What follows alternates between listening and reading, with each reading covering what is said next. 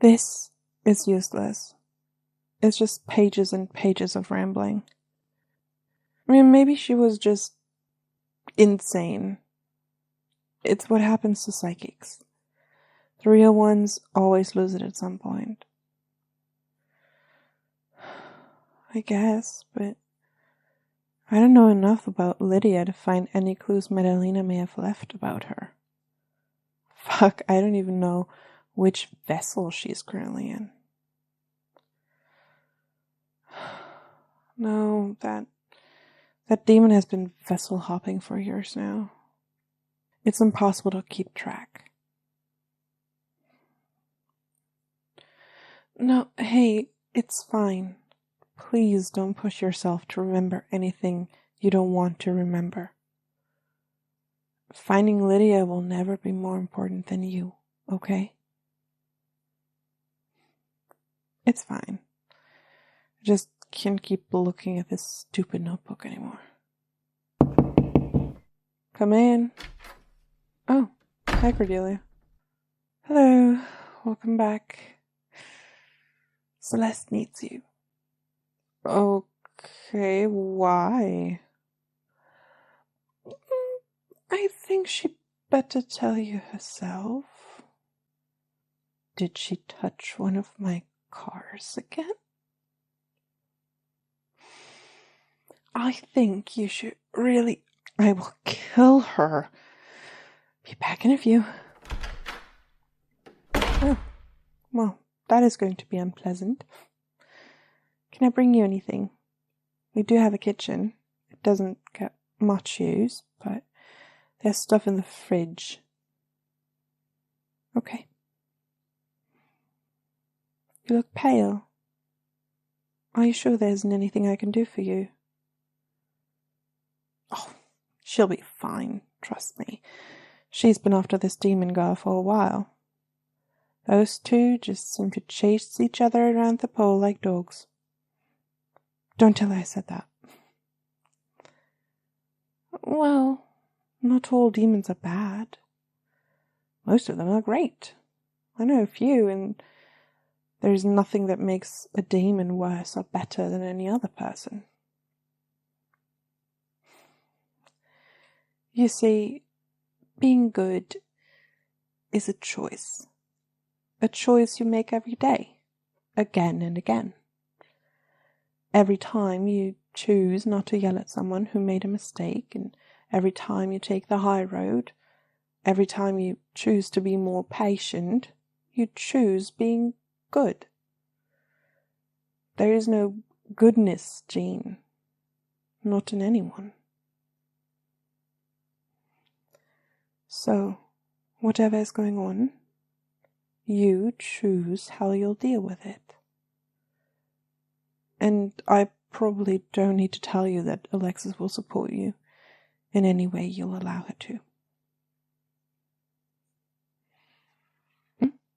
I've known her for many, many years.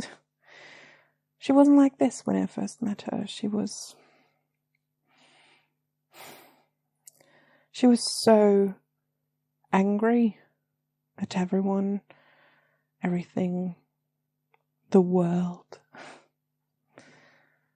Then she kept being angry, and I think she didn't know how to be anything else. I think William turned Vincent because he wanted those two to help each other. And they did, in some regards. Mostly they butt heads whenever they're in the same room for longer than 10 seconds. Of course, things changed again when Iris appeared. I rarely see her, but she is just like Alexis was. Full of anger. And yet, there's so much more darkness in that girl than there ever was in Lex. Alexis is working very hard to right the wrongs in our world. And sometimes she missteps. That's just part of it.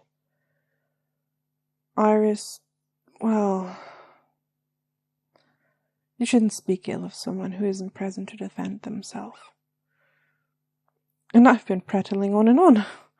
William still needs me to bring him last week's report. I'll be going then. Let me know if there's ever anything I can do for you.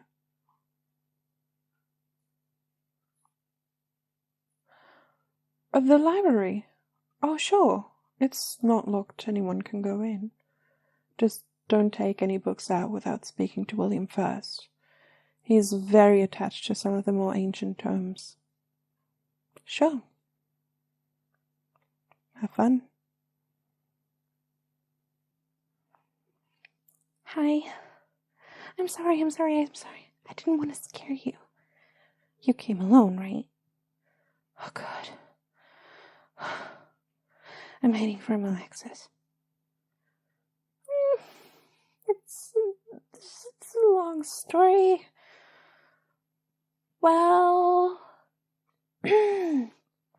she always drives stick, and I don't know how to do that. So I tried to learn while you guys were in Canada. You know, I live forever, so I thought that I should learn more applicable skills. Well, right, yeah. So I took the Alfa Romeo, the F4C, and, well, the internet said that it's most effective to learn manual transmission when you drive up a hill. So I drove into the woods, took a while, because changing gears is so difficult. I kind of, well, you know. Anyways, so I managed to get to the hill, and I even managed to get up the hill. And then I did what the internet said. I stopped the car, pulled the brake, all that, and then I tried to, go back into drive. Well, it turns out that the brakes on the Alpha don't automatically release. So, I thought that I could do it without the brakes. What do you mean, and then what? I tried really hard, I promise. But you can't put a foot on the thingy and the brake and the gas, so my brain just got really scrambled, and whenever my brain gets like that, I just shut down, and the car rolled backwards into an oak. The tree is fine, I'm sure. I mean, the car can totally be repaired, right? I mean, yeah, the entire bag is kind of crunched up like a croissant in a backpack, but I'm sure someone can undo that, right?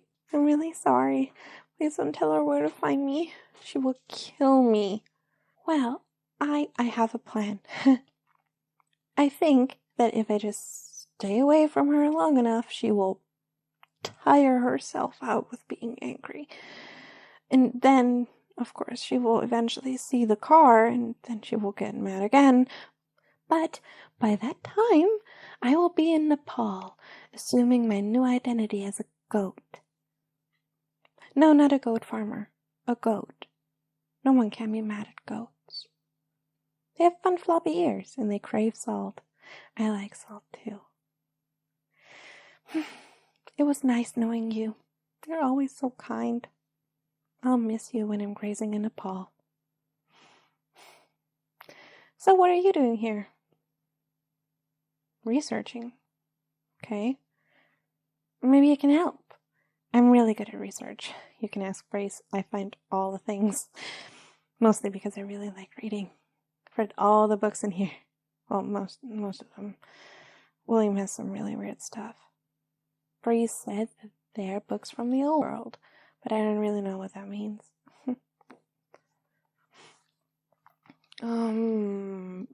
Conduits. Yeah, I remember reading about those. Wait.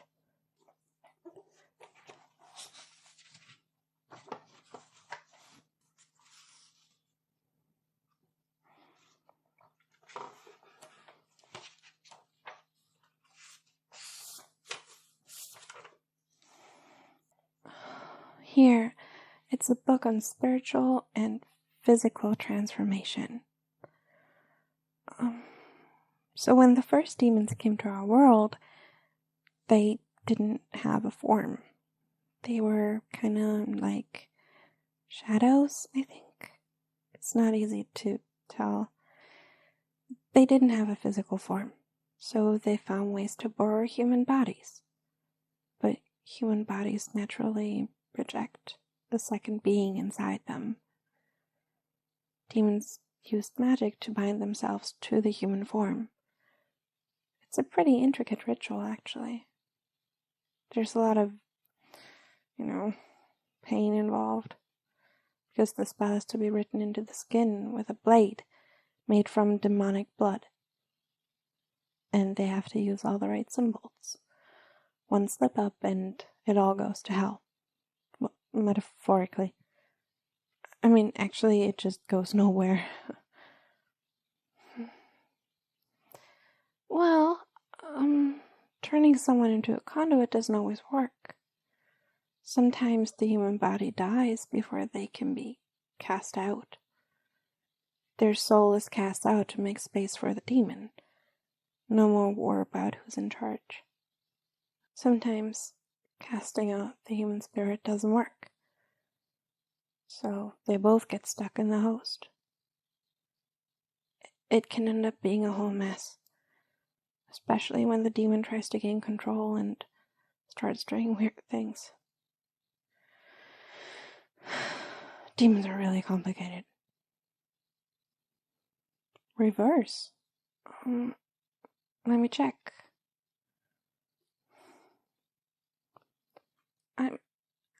I'm not sure that is the focus of this text, but I could talk to Breeze. They know so much more about magic than I do. Do you want me to talk to them? Sure, I want to see them anyway before making my way to Nepal. Yes, I will actually do that. Because Alexis loves her cars almost as much as she loves you, and I'm still so young and I have a whole life ahead of me, and I can't die for a car. Why are you so interested in this? You aren't, right? I won't tell anyone if you are. Oh. So, you think that's what she might have done to you? Well, what do you remember?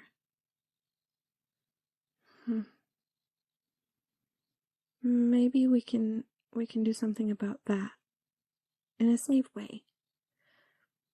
I once read something about a spell for helping with memory loss. If nothing else, we could try that. Help you remember what she did. I'll ask Breeze about it. They're really good at magic. I won't say that it's about you, of course. So that's why you came here. To find out what she did and how to reverse it? Well, then that shall be my last good deed on this continent before assuming my new identity as a goat. Exactly. Oh no. There you are, you little beast. Don't even dare try to run. I'm sorry. You ruined a $60,000 car. And a 600-year-old oak. I'll never do it again. Which part? Both? Get out. You will work at Max's Pizza to pay this off. What? It'll take forever. Good thing you're immortal. Wish I was in Nepal right now.